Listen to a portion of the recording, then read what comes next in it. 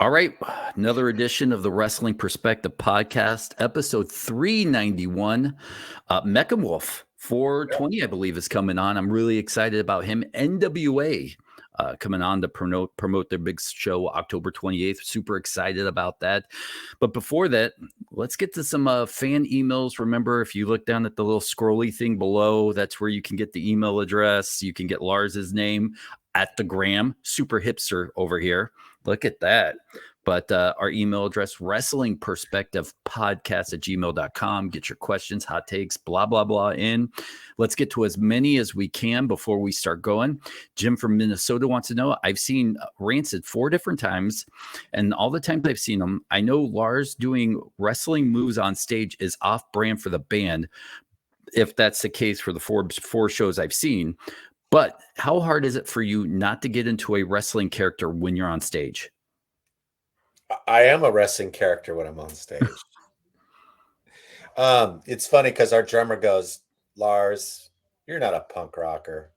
You're a pro wrestler trapped in a punk rocker's body.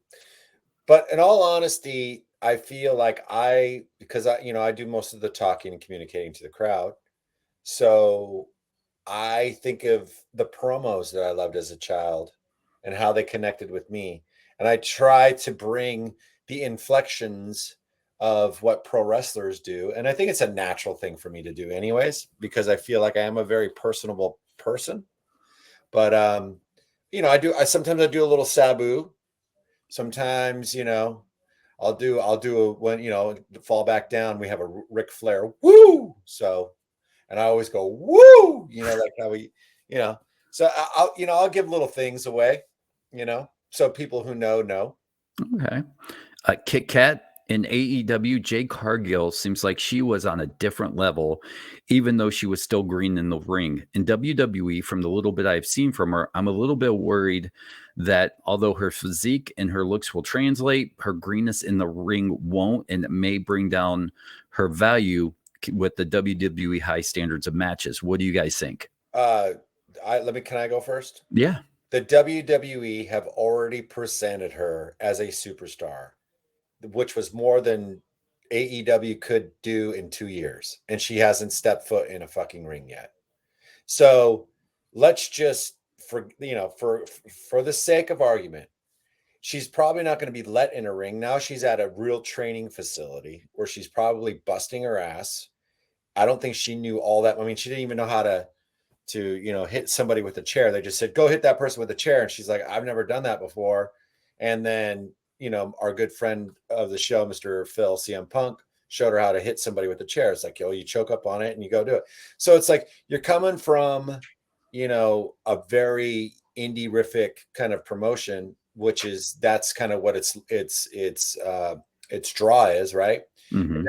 Now you're kind of stepping up the ranks. I don't think they're going to let her in the ring until she has some sort of idea what she's doing. I mean, I just don't think that would be WWE. So as far as her being green, I mean, they said the same shit about Kurt Angle.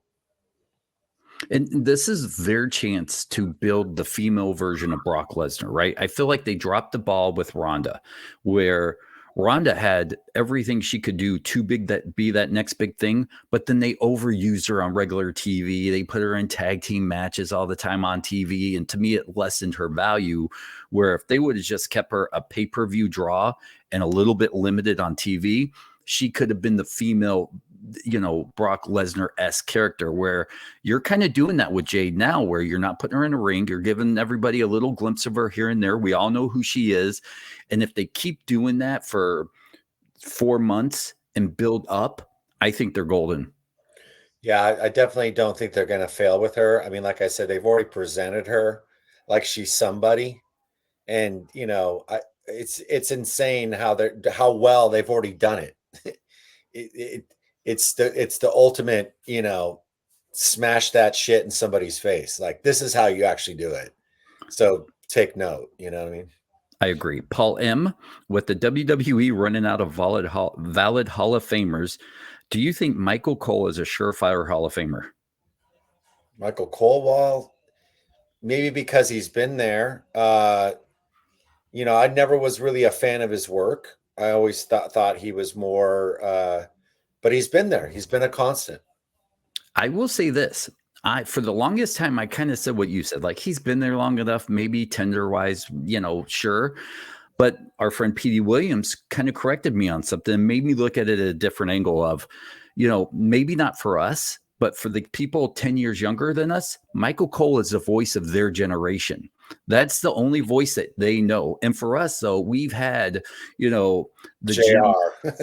and we've had Jerry Lawler, and we've had, WCW guys. We were spoiled on voices. But for those guys younger than us, Michael Cole is the only voice of the WWE that they may have known.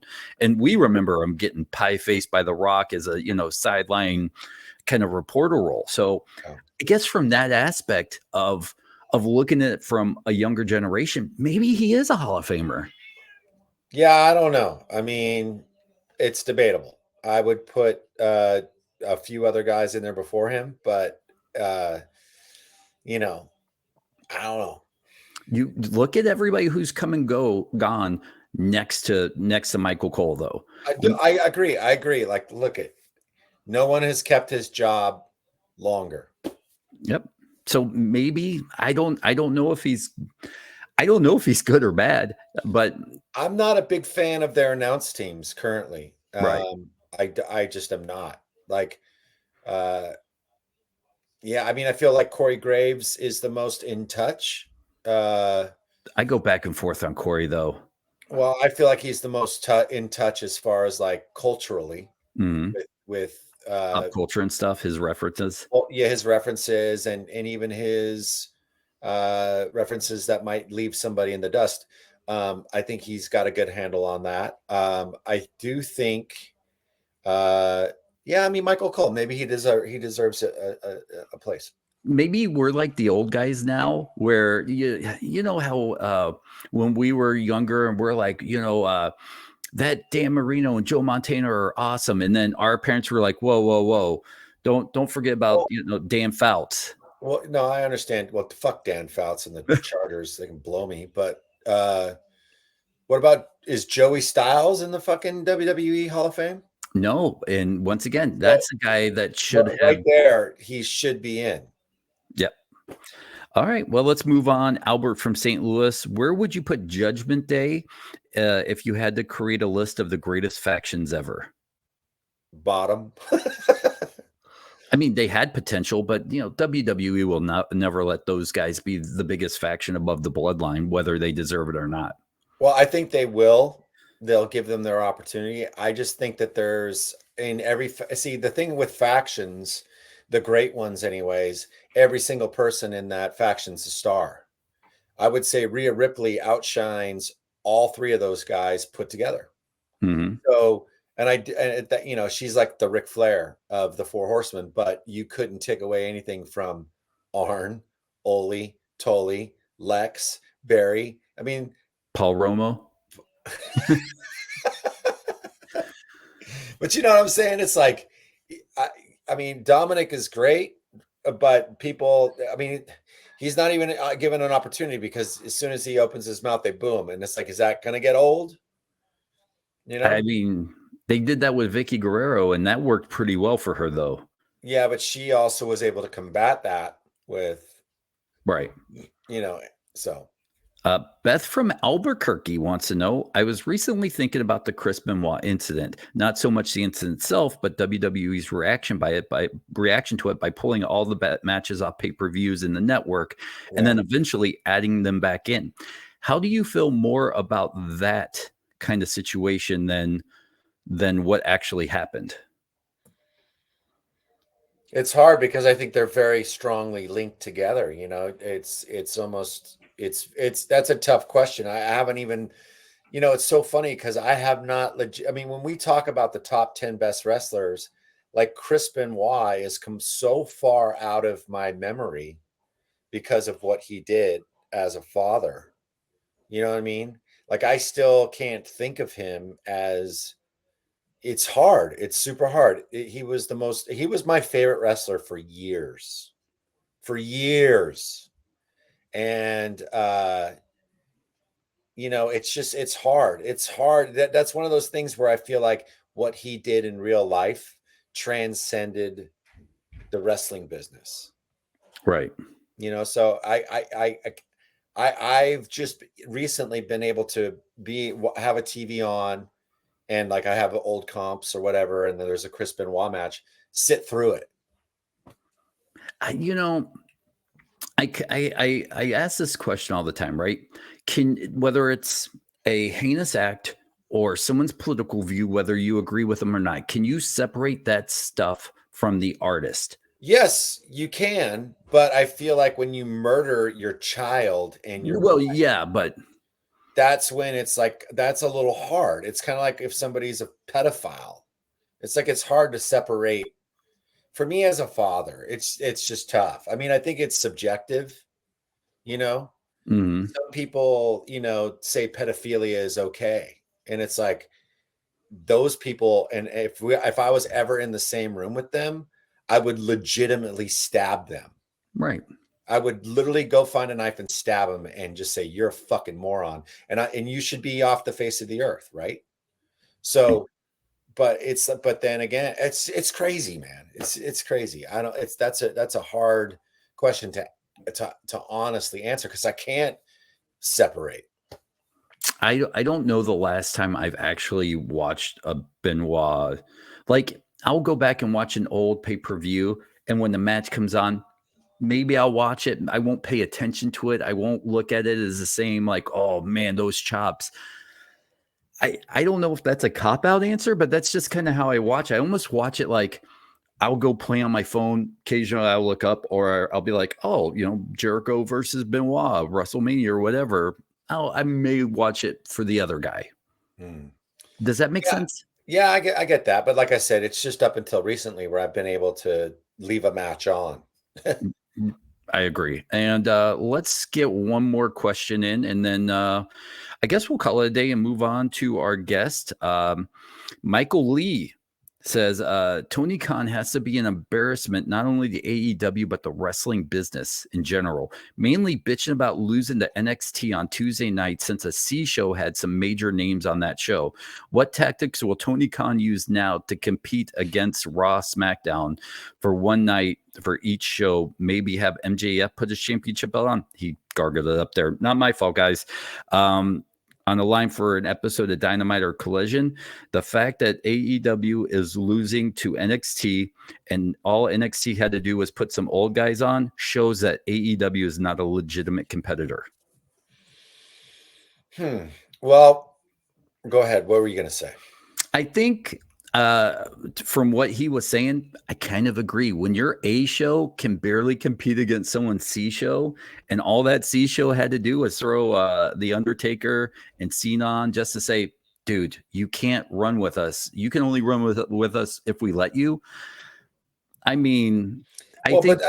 But that's the thing. If I got to put myself in his shoes, right? And I would, but I don't think that's the thing. I don't. Go ahead. I'm sorry. I didn't mean to cut you off. No, you didn't, because it's I'm kind of working through it in my head where, you're also talking about a brand that's been around, 10 years longer? Right. Beautiful, by the way. Bam Bam making a second. No, this is a first appearance. You showed me that off the air last episode, but Yes.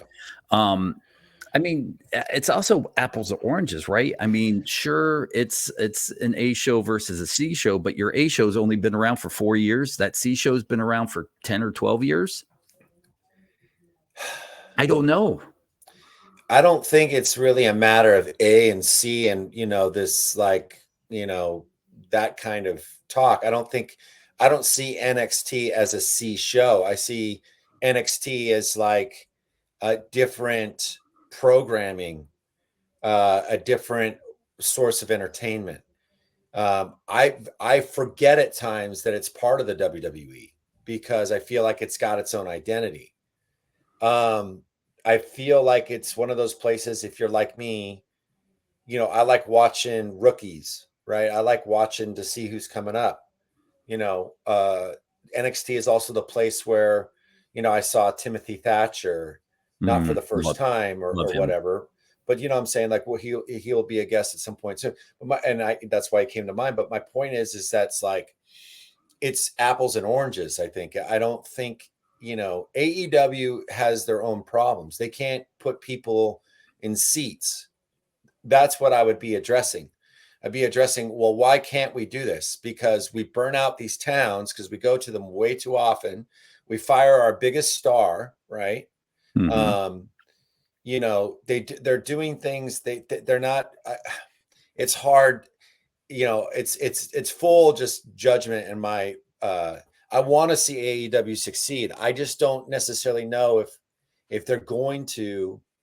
I feel like they have the talent. The problem is that they don't have the talent. Doesn't obviously listen to the producers, because if they did, or I would say the majority of them don't.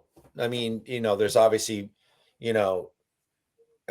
Peg Hanger Page, like he's obviously gone and said that he doesn't listen to anybody. It's funny because here's a school teacher by trade who doesn't listen to anybody. It's like, you must have been a terrible teacher then, you know what I mean? Like, but my point is that, like, I feel like it's the inmates run that asylum, and they're all getting paid very nicely. And why would they? Where is the motivation to compete? Well, here's the problem. Doesn't it always, and we go back to this, and it's almost getting tiring. WCW. It's the same exact script we saw with WCW, where the inmates Yeah, go ahead. The inmates ran the asylum, and then people were overpaid, or the Kevin Nash story where they thought they were going to WWF, so they start throwing more money at them, and they were not going anywhere, and then all of a sudden they take it in, and then this guy has a buck, then this buddy has a buck. It's the same story over and over and over again. I don't know how this ends. Maybe it's different ending because someone has limitless pockets, but I think that, I don't know if it will end, but I will say it's going to have, right now, they can't put more than a couple thousand people in an arena of 17,000, right? They just can't. Their ratings are, if you even go by that, Collision is tanked. Rampage is not what it once was. Dynamite is their sort of like their Monday Night Raw, right? So that's just been sort of consistent, Mm-hmm.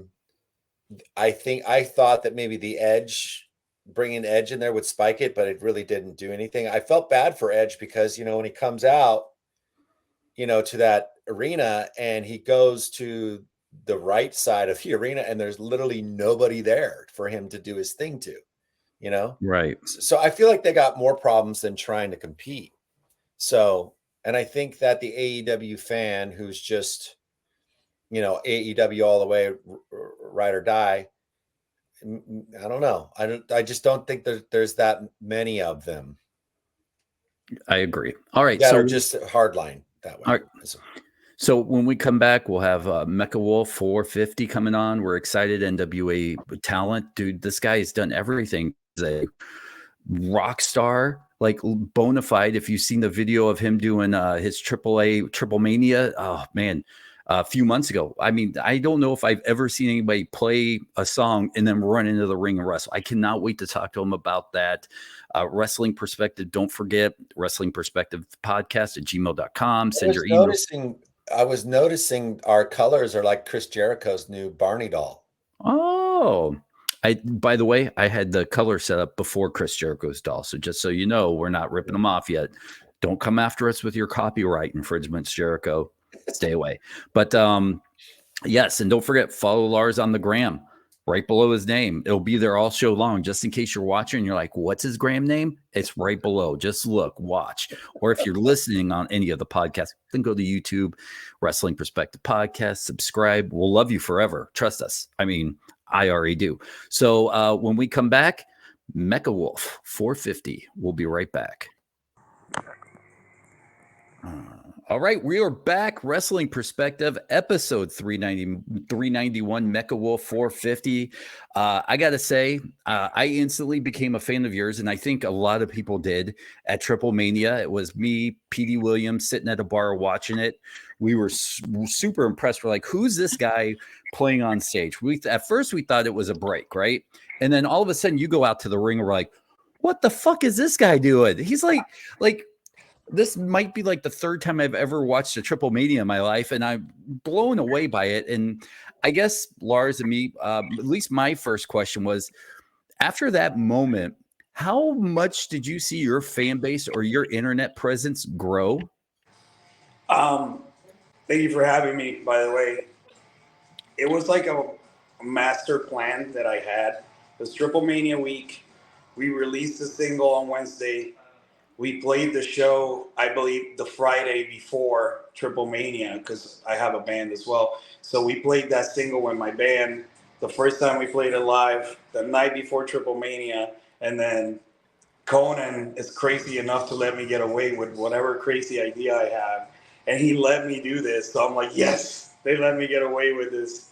So I saw significant growth in the following of not just my band, but also my Mecha Wolf social media as well, because a lot of people have not seen anybody do that. You know, I know Jericho did it a little bit later, you know, when they wrestled in London, but that was the first time that someone did that in Mexico, you know, because usually rappers do it, you know. And I wanted to just be like, you know what, if we're going to play this song, it has to be the week it comes out, and we're going to do it live, and I'll do it right before I go to the ring. And I was so blown out before I even got to wrestle, because I'm like going crazy and stuff. And it was really cool. It was really cool. And yes, I did see a big growth on, not huge, like huge numbers, but I did see a significant growth in numbers for the band and also my social media. Well, one of the things I will say that of all the times that I've maybe seen something like this happen, yours has by far been the best, because there was no lip syncing. There was no tracks. There was just you, a microphone, and then not only that, then you go to the ring. It's like, and then you have a match. So it's like, you know, I can't say the same for anybody else. I can always tell when people are running tracks. I can always tell when people are lip syncing. So kudos to you, my man. My question, I guess, is to you. So you got the adrenaline, right? You just did this thing right here.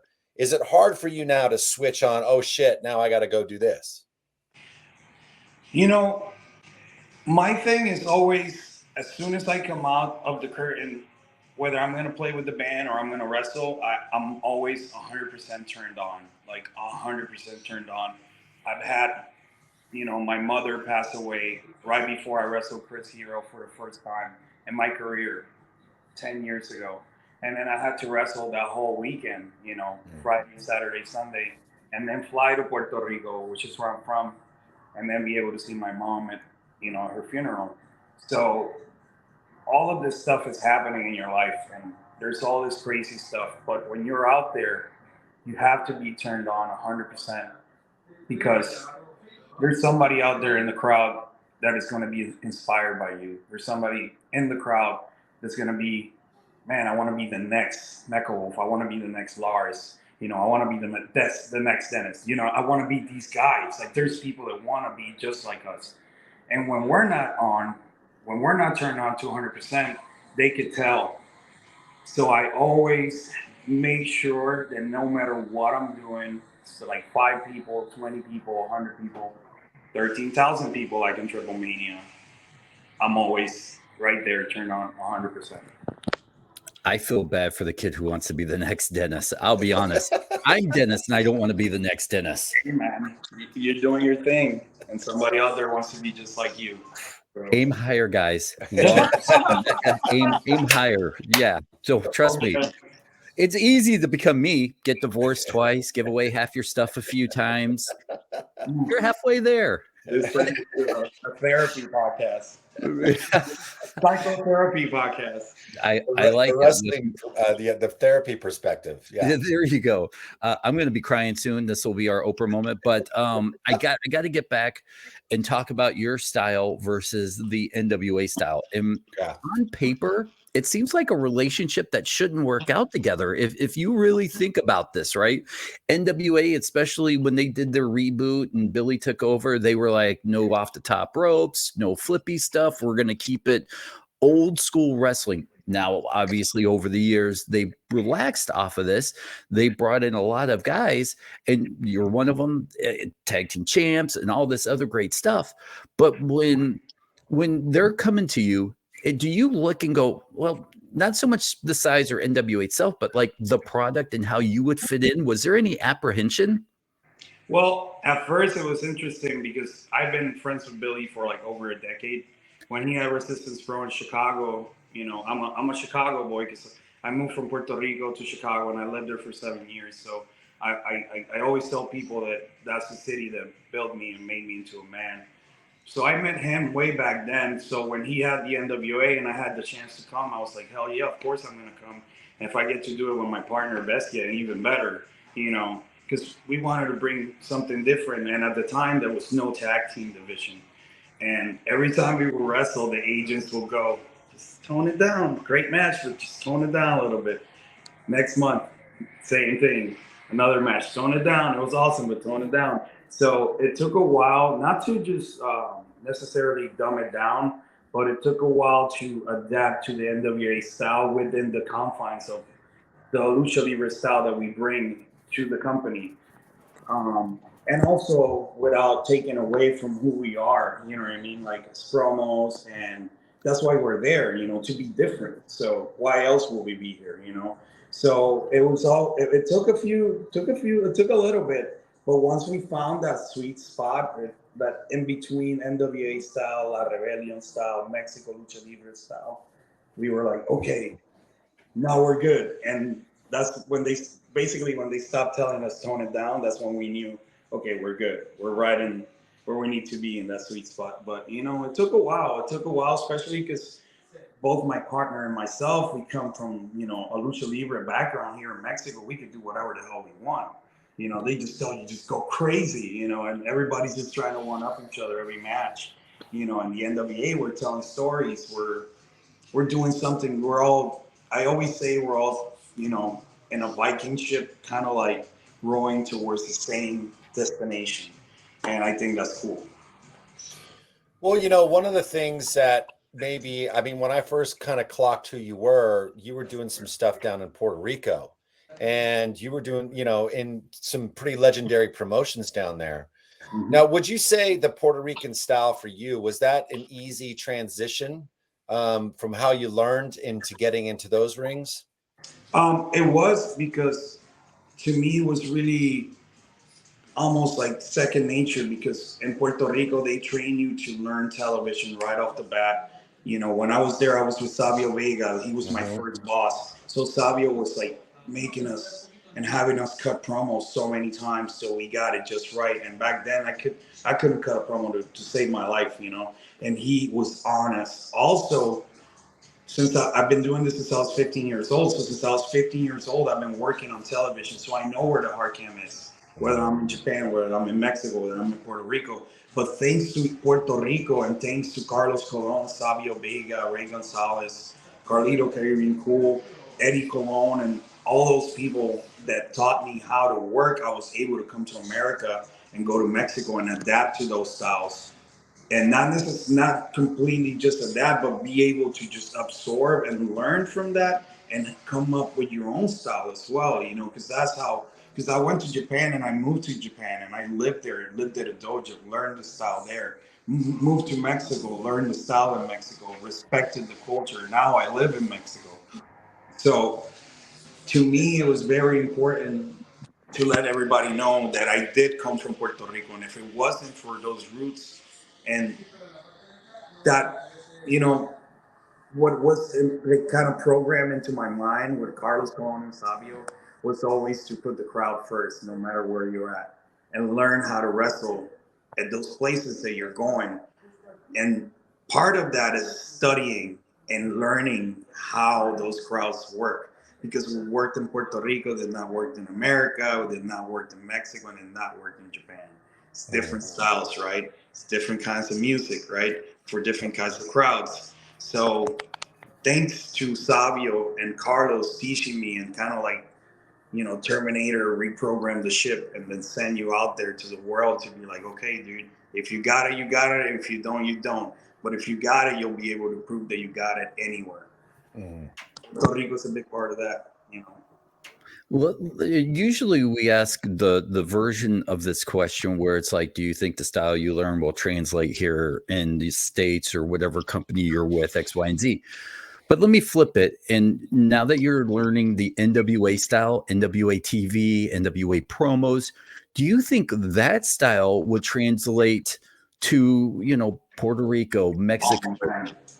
In Puerto Rico, they will eat that up because, you know, dude, like Puerto Rico is based on a good wrestling over there is based on a great promo, another great promo from your opponent, and then by the time you guys go to the ring, it's like The Rock and Hogan, dude. By the time they were out there, all I remember, you know, all most people remember is just that stare down that they had in the middle of the ring, and they're looking side to side.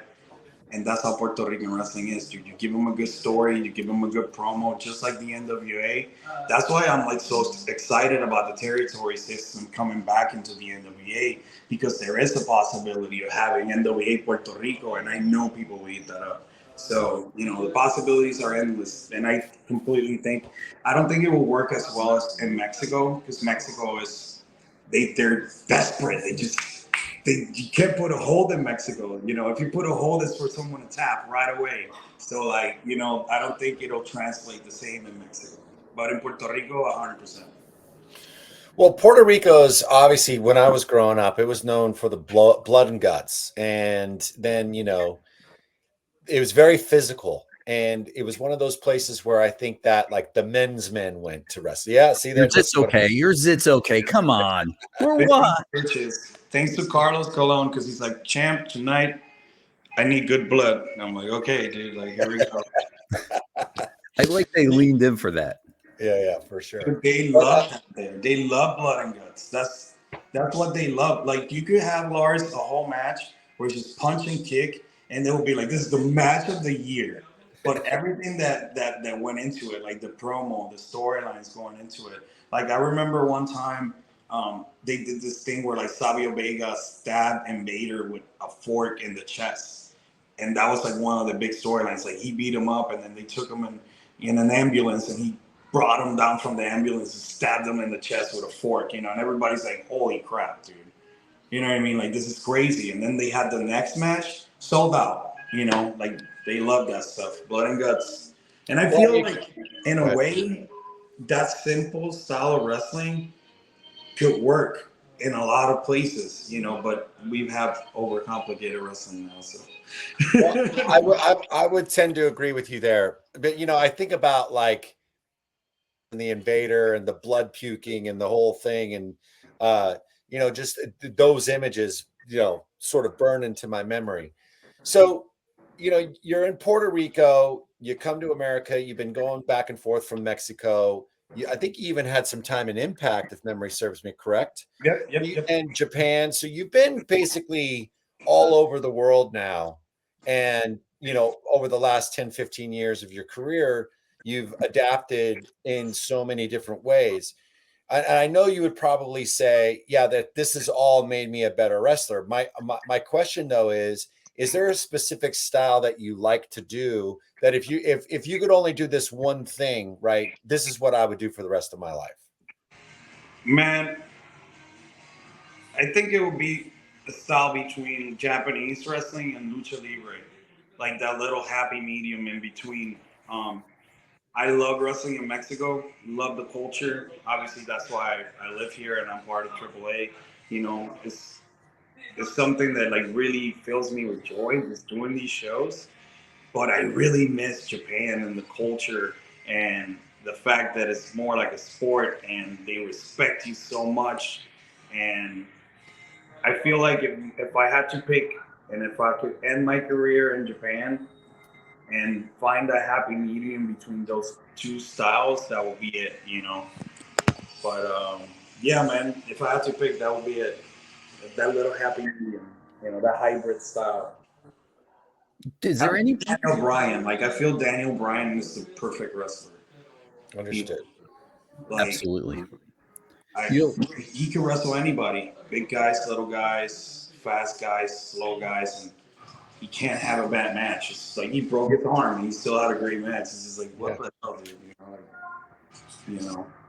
But, I definitely want to touch on the recent news that NWA assigned a television deal. They're being a little quiet on where it's going. We don't know yet. I'm sure you don't know yet. Wink, wink, nudge, nudge. I know a little bit. All right. Well, we won't press. We don't want you to spoil anything and get in trouble with the boss. But what I can say is that it's going to be really cool, and it's going to give a lot of people that had shots in the past not go so well, like myself. And what I mean a shot in the past is a shot at the big time, a shot at WWE, or guys that were right there and got released, and guys that were close to be a star, but something happened, a little slip, and you pissed someone off and pissed the wrong guy off, and now you can't be there anymore. And I think a lot of those people, including myself, are going to have an opportunity to show what we got and show that we're not just some B movie wrestlers, And yeah, that's all I can say. It's going to be really cool for a lot of people. Well, who did you piss off at the WWE? Because there you were, Cruiserweight Classic as an alternate, if memory serves.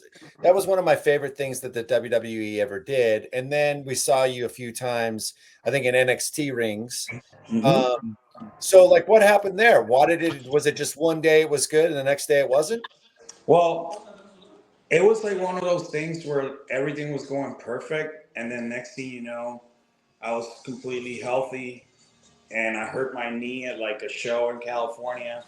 I went to the doctor. They cleared me. They told me I was good to go. I go to the WWE doctors. They clear me. They tell me I was good to go. And I do the match and I fucking blow my knee, dude. And it sucked because at the time, since then, like me and Mustafa Ali have like squashed all of this stuff for anybody that doesn't know. And he felt like I took something from him. Like I took that night from him because it was in Chicago at the Allstate Arena. We're both Chicago boys, It's like we're the two alternates of the Cruiserweight Classic that a lot of people were looking forward to being at the Cruiserweight Classic. And he got to be part of it. And that match was for me to put him over and put him on the map.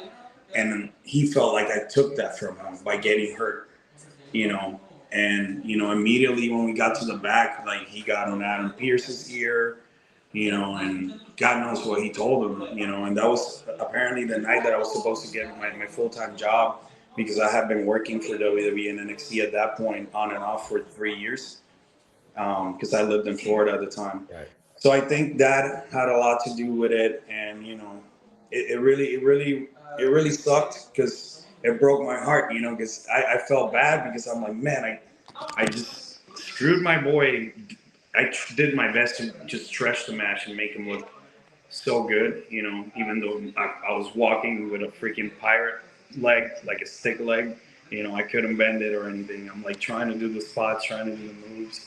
And they're like, you guys need to get out of the ring. And I'm just trying to keep doing this so he could hit his finish and we could go home.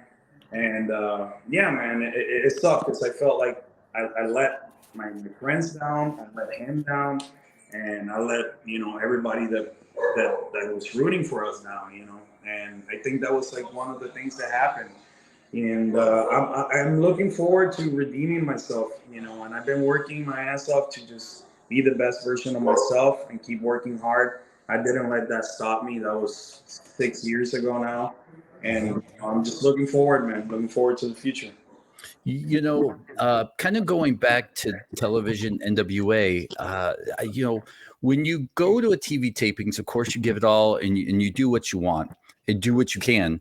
But, there's something different than YouTube and now a television contract.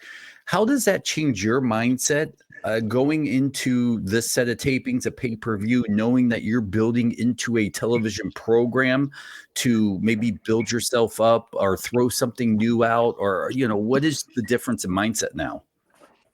It definitely puts everything into a different perspective where you appreciate things way more because you know what it's like to have nothing, right? So when you come from nothing, when you get even a little bit of good news, it's a good day, you know? So I've always been, and you could ask anybody in the NWA locker room, Becky and myself, we give nobody problems. You know, we're like the easiest guys to work with. We put matches together just like that. You know, and we've actually been like filming for like 6 months for the stuff that's coming out. So like when they're like, okay, we're gonna be filming you guys, it's like, okay, nothing changed. Just the makeup weirdos are in this corner over here, you know, and you got the ex WWE guys over here, and then you got the cool guys over here, and then you got, you know what I mean? Like everybody's scattered up in the locker room. We're always in the corner where all the weirdos put their makeup on. It's like so funny. So nothing really changed, you know what I mean? It's just like, okay, there's just a bunch of people with cameras around them, you know, filming everything that we're doing, like weirdos. So like nothing, just don't act weird, just be yourself. And I remember like EC3, like he's so funny. He's such a weirdo. Like he like hits me in the shoulder and keeps walking. He's like, "It's for the show, brother." I'm like, "What are you doing?" You know, like you fucking weirdo. Like he just kept walking. You know what I mean? I'm like, nothing changes. They just this, you know, like the reality of all of this is like we need to be ourselves. You know, just be yourself. So yeah, nothing has really changed for me, other than the fact that it makes me appreciate what we're doing even more. Well, you know, you've wrestled Sorry under about the background noise. We're like recording. it's all good, bro. It's all good. You've had a lot of incarnations with names, and you know, you finally have come to this Mecha Wolf, which I think is the best name and the hardest name and one of the best wrestling names. It could be a name of a band. It's just whatever. You know, I think it's We could super thank cool. Sammy Callahan for that. Really? Those are Okay, so he's a good friend of our show. So, you know, coming into that persona, was it something that you were kind of working towards? Because obviously your characters are always sort of evolving over time. So Sammy Callahan's the one that gives you the name, correct? Mm-hmm. So how does that all come about? So at the time, I remember I was watching a shit ton of Game of Thrones. So I was watching hella Game of Thrones, and like I'm like, man, these coats that these guys are wearing look so cool, and they have these like wolves on them and fur. I'm like, I'm gonna get something like that. So I ordered like outfits that were like similar to these cloaks, and then I wanted to come out with a mask. And I remember I tried like a Doctor Doom mask, like all these weird masks, and I spray painted them. And finally, I remember Sammy kept saying that, like, dude, you look like a werewolf, and you look like a machine. You're like a mechanical werewolf. You're like a Mecha Wolf. You should be Mecha Wolf John Dyer, because my first name is John.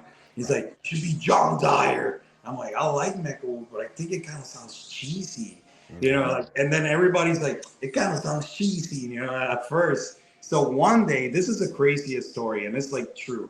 We're all like in a room, you know, as you do. A bunch of the boys are in one of the hotel rooms gathering, talking. Sammy's on his laptop. I remember Chris Swan was there with us, the Chris brothers, a couple other people were there. And Sammy's like, hey man, can I borrow your phone? And I just like don't even think about it. I just give him my phone, right? Next thing you know, like 30 minutes go by, and Sammy has like this like evil grin and just turns his laptop around. And my Twitter said the Mecha Wolf.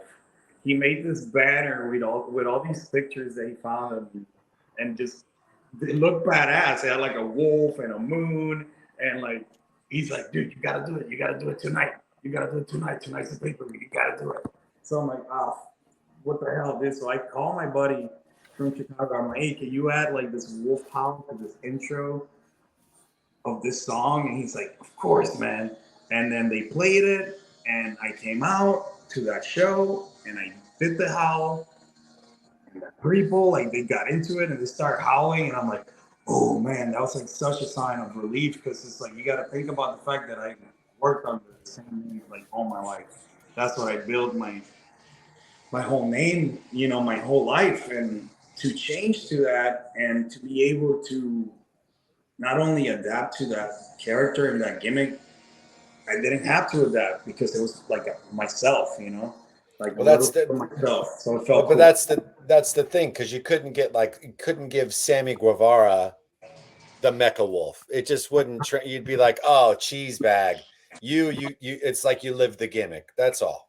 Thank you so much, and that means so much because it again going back to the WWE thing. When I got hurt, I thought like my career was over, and then like I remember people that were my friends, they used like my old gimmick, and now they're on TV with my old gimmick, with my clothes, with my poses, and now I'm like, damn, I gotta start from scratch, and I gotta come back with something hot. So that's like, you know, watching movies and all this stuff, and that's what I came up with, and now I'm happy that I did it because it's like myself, you know. So. We're getting to the end of the podcast. I know we're down to our final questions each. And after listening to that story, and we like to talk a lot about the creative aspect of putting a character together and hearing that a lot of it is you. When you're going forward now, I'm going to guess, the Sammy thing happened, 2017, 2018, when you mentioned the guys and the players involved and the Chris brothers together, that's about that period. Circus time, yeah, around there. So now you're, several years in past coronavirus and all this stuff. How do you approach the creative aspect now to this character that is so tied to who you are? Well, right now we are with Vampiro's our manager in the NWA, and Vampiro's like one of my big inspirations from wrestling. Don't tell him that because he gets cocky. Oh, we won't. Trust us. And you know that he was very inspired by the band The Misfits. The Misfits is like one of my favorite bands of all time. So I take a lot of my influence in my character now, as far as the makeup and like the phrases and stuff like that, and like the catchphrases and little spooky things that we say. I base it a lot on bands that I love and like, because people in wrestling just copy people in wrestling. I like to take stuff from bands or shows or comic books that I'm really into. And I was like, what the hell? We're with Vampiro, dude. Might as well just kind of like to tweak a couple of things from the Misfits look and make it our own, and kind of have a new version of us, of Lab Rebellion, not too far away from who we are, but a little bit more edgy into this like little punk rock Misfits style.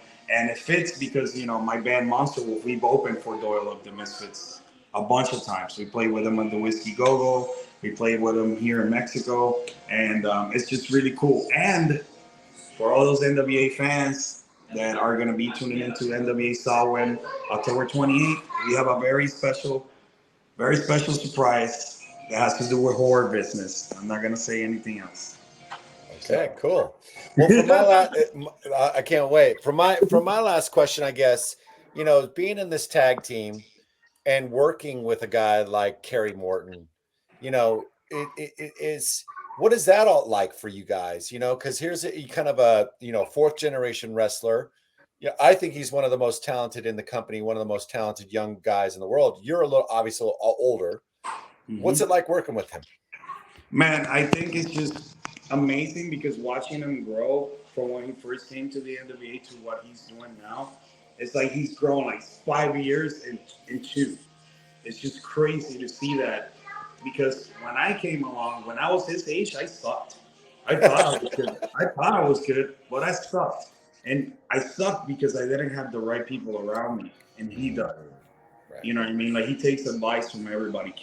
That's one thing about him. He's really a really humble kid, and that's what's going to take him really far, because not only is he humble, he knows he's good, but he doesn't use that against everybody else or to his advantage. And that's what I respect the most about Kerry, because he's somebody that knows who he is, that should be like walking with his chest like high up in the air, with his nose high up in the air, but he's like one of the really good brothers in the locker room.